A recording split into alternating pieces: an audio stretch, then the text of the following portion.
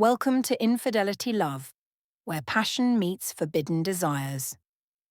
Love isn't always black and white. Sometimes it lives in the shadows of temptation.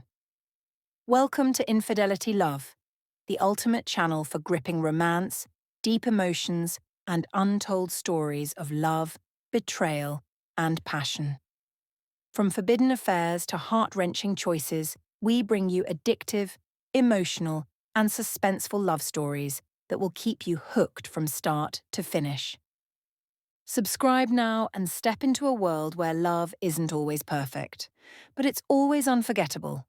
In a small, quiet town called Silver Hollow, there lived a woman named Ellaree. She had long curly hair, warm brown eyes, and a soft voice like a morning song. Everyone liked her because she was kind and always helped others. She was married to a man named Joran. Joran was tall, with sharp eyes that could see everything, but his heart had many secrets. Ellaree believed Joran loved her more than anyone in the world. She cooked for him, smiled for him, and prayed for him every night. But Joran was hiding something dark, something heavy. One cold evening, Joran said he was going on a business trip to a city far away called Belmont Creek. He packed fast, kissed Ellaree's cheek, and drove away. Ellaree stood at the door, watching his car disappear into the fog. Her heart felt tight like someone was whispering, "He's lying." The next morning, Ellaree found a red lipstick stain on one of Joran's white shirts. She never used red lipstick. Her hands shook. She sat down. She cried.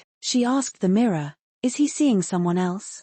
But the mirror gave no answer. Later that week, Ellaree's best friend Marybeth came over. Marybeth had short hair, big blue eyes, and always wore purple boots. She hugged Ellaree tight and said, "You look tired." "I feel tired," Ellaree whispered. Marybeth made tea. They sat by the fireplace. Then Ellaree said, "I think Joran is cheating on me." Marybeth dropped her teacup. It broke into tiny pieces. What?" she asked. Ellaree looked at her. "Why did you drop the cup?" Marybeth laughed nervously. "Just slippery fingers." But something didn't feel right. That night, Ellaree could not sleep. She kept thinking, why did Marybeth get so scared? Why was she shaking? So Ellaree followed her heart. She began to watch, to listen, to search. She checked Joran's computer. It had a locked folder named Midnight Garden. The password was long, but Ellaree was smart. She tried many words and finally unlocked it. Inside were photos of Joran, photos of another woman, photos of Marybeth. Ellaree dropped the mouse. Her mouth opened, but no sound came out. Her best friend. Her husband. How long? Why? She covered her face and cried, but then her crying stopped. Her eyes turned still. She whispered, "I want the truth." The next day, she called a man named Crosby. Crosby was a quiet detective who used to be a soldier. He had scars on his arms and a deep voice like thunder in a cave. Ellaree asked him to help her find everything. "Don't stop until you get me the truth," she said. Crosby looked at her and nodded. "I will get it," he said. "But be ready. The truth can feel like a bullet." And so, the game began. Ellaree pretended everything was fine. She smiled at Marybeth. She kissed Joran. But inside, she was watching, waiting, planning. One night, Crosby called her. "I found something," he said. "Meet me at the old train station, midnight." Ellaree's heart pounded like a drum. She wore her coat. She left the house. She went into the dark night, where secrets waited to be found. But someone was following her. Someone knew she knew. Someone didn't want the truth to come out. A car engine hummed behind her. She turned. And then, bang! A shot rang out. The wind stopped. A voice screamed. Someone had pulled the trigger. But who got shot? And why? Was it Ellaree? Was it Crosby? Was it someone else? Everything went quiet, and that was the moment the real story began. The air was heavy, silent, cold. Ellaree dropped to the ground, her ears ringing. Her breath came in sharp gasps. She wasn't sure if the bullet had touched her, or if it was just fear crawling through her skin. "Crosby," she shouted, but there was no answer. She crawled behind a broken bench. The train station was dark, only one flickering light buzzed above. Her heart beat fast, like a scared bird inside her chest. Then, footsteps, slow, crunching the gravel. Ellaree held her breath. The footsteps stopped. And then, a voice, low and calm. "You should have stayed quiet, Ellaree." It was Joran. She peeked and saw him standing near the old ticket booth. He had a gun in his hand. His eyes were cold. No love, no fear, just silence. Ellaree's voice trembled. "You lied to me. With her. With Marybeth." Joran didn't blink. "You weren't supposed to find out." "Why? I gave you everything. I trusted you." He walked closer. Ellaree backed away. And then, another voice from the shadows. She wasn't the only one he lied to. It was Crosby, bleeding from the arm but standing tall behind a pillar, his own gun drawn. Joran turned, startled. "You. I shot you." Crosby gave a small smile. "You missed." Joran raised his gun fast, but Crosby fired first. Bang! The bullet hit Joran's hand. He screamed, dropped the gun. Ellaree rushed forward and kicked it far away. Joran fell to his knees, holding his bleeding hand, eyes wide with pain and fear. "You were my wife," he whispered. "You were never supposed to find out." Tears filled Ellaree's eyes, but her voice was strong now. "The truth always finds a way. You gave me lies. Now I give you silence." Suddenly, footsteps again, high heels clicking. From the shadows came Marybeth. She wore a black coat, red lips, and in her hand a second gun. Crosby shouted, "Ellaree, get down." Ellaree froze. Marybeth raised the gun, pointing it at her. "You ruined everything." Marybeth cried. "He was going to leave you for me." "But he didn't," Ellaree said softly. "He lied to you, too." Marybeth's hands shook. "You don't understand," she said, voice breaking. "He told me. He said we were going to start over." Ellaree took one small step forward. "Then why did he try to kill me tonight?" Marybeth blinked. Her hand dropped just a little. Crosby stepped behind her slowly. Then, without warning, Marybeth turned the gun toward herself. "No!"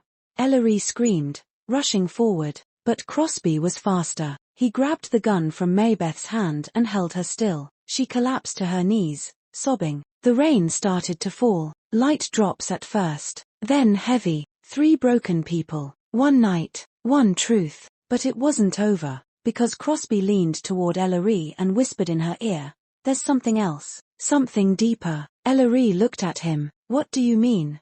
Crosby looked toward the woods near the station. "There's someone else involved," he said. "Someone you never expected." Ellaree's eyes grew wide. She whispered, "Who?"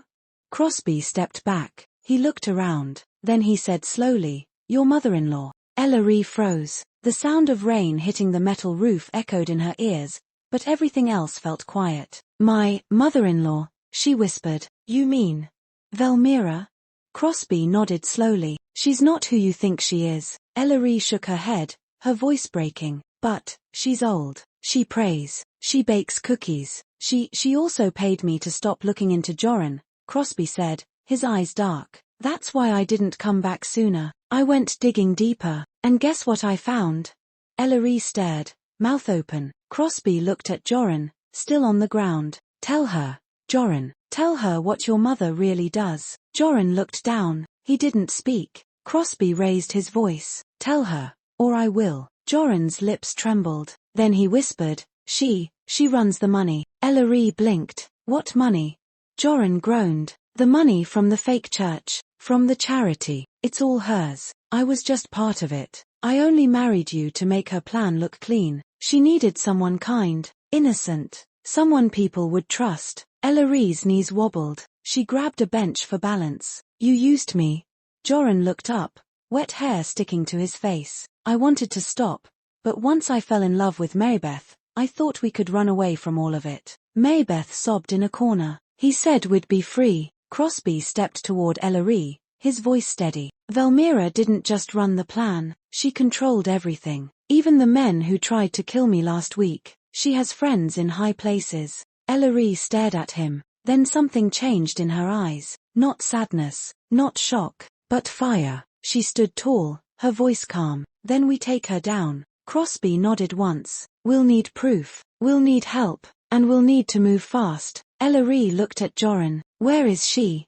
Joran coughed. "You'll never get near her. She's surrounded. Guards, cameras, everything." Ellaree smiled, a smile he had never seen on her face before. "That's okay," she said softly. Because she doesn't know who I've become. Then, Crosby's phone rang. He picked it up, listened. His eyes narrowed. He hung up. She knows, he said. She's coming here. The wind howled outside. Headlights cut through the trees. A black car rolled into the station yard, its engine humming like a panther ready to leap. Ellaree stared. The car door opened. A tall woman in silver heels stepped out. Her grey hair was tied in a bun. Her coat shimmered like dark glass. It was Velmira. She looked straight at Ellaree, and smiled. Not the sweet grandma smile, but the smile of a queen who knew her secrets were safe. Also, she thought. She walked slowly toward them, her voice rich and deep. You've made a mess, my dear. Ellaree stepped forward, her heart pounding. Not yet, she said,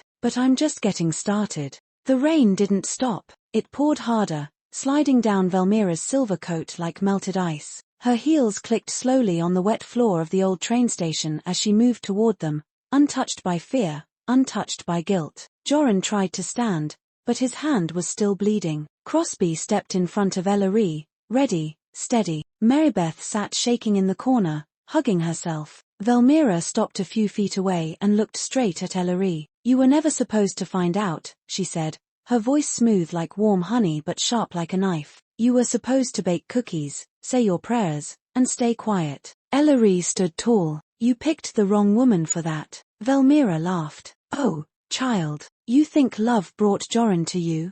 You think kindness builds kingdoms? She turned her cold eyes to Joran. Tell her what I gave you. Tell her how many zeros were in that first check. Joran swallowed hard. Please, Mom, stop. But Velmira's voice rose like thunder. Tell her.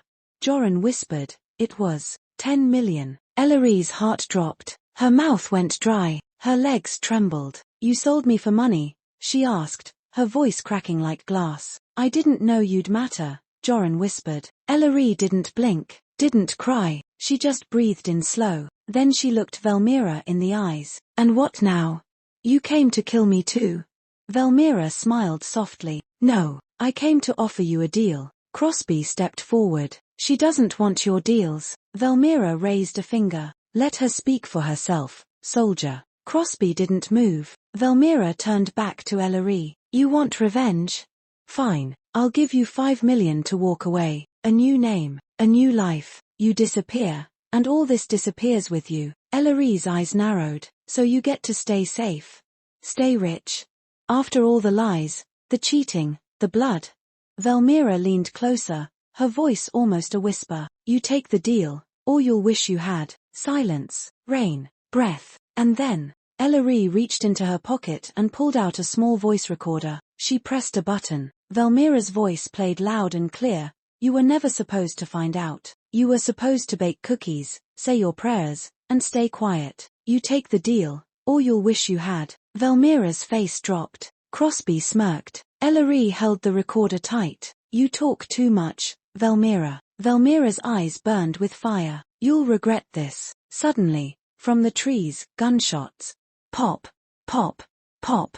Crosby dove to the side. Marybeth screamed. Joran crawled behind a crate. Velmira didn't flinch. She turned and calmly raised her hand. From the dark forest, 3 masked men stepped out, holding rifles. One of them said, take the recorder, kill the rest. Velmira whispered, make it quick. Ellaree's eyes locked with Crosby's. No time to run, no time to think. And then, boom!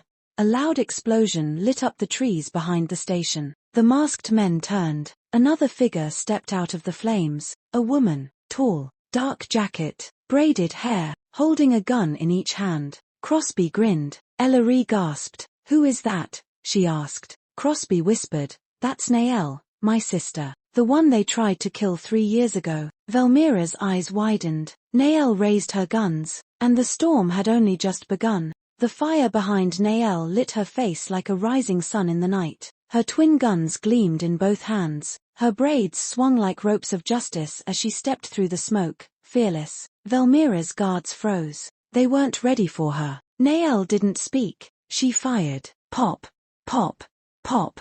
One by one, the guards dropped their guns, not dead but disarmed, wounded, screaming in pain. Crosby tackled the last one and tied him up with a belt he ripped from Joran. Velmira stepped back. Her calm cracked. You're supposed to be dead, she hissed at Nael. Nael walked slowly, each step louder than thunder. You paid to burn me in that cabin, but fire doesn't kill truth, it wakes it. She handed Ellaree a second recorder. More proof, Nael said. Audio, photos, bank logs, enough to bury her and her fake church. Velmira lunged, but Nael was faster. She pressed the barrel of her gun to Velmira's forehead. Don't, Crosby warned his sister. We need her alive. Nael's finger twitched. She tried to kill me. She'll rot, Ellaree said calmly. In prison, not in peace. Police sirens wailed in the distance. Blue and red lights danced through the woods. The truth was coming, and this time, it wasn't wearing a mask.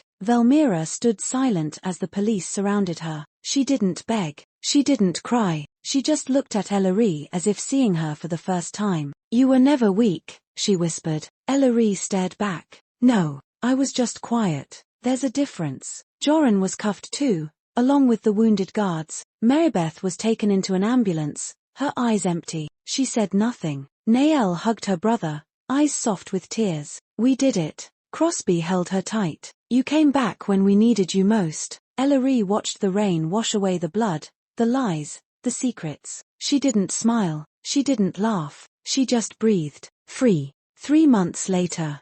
Ellaree sat on a quiet beach, her toes in the sand. She was writing in a small red notebook. Her bakery had reopened. Her name was cleared. Her story was being turned into a book. A little girl came by with a seashell. Is this for me? Ellaree asked. The girl nodded. My mommy said you're a hero. Ellaree smiled gently. No, sweet girl, I'm just someone who stopped being silent. Moral lesson. When lies grow tall like trees, the truth becomes an axe. Never stay silent in the face of betrayal. Speak, stand, and even if your voice shakes, let it shake the world. Thank you so much for watching. Your support means more than words can say. Every view, every like, every comment brings this channel to life. If this story moved you, shocked you, or kept you guessing, that's just the beginning.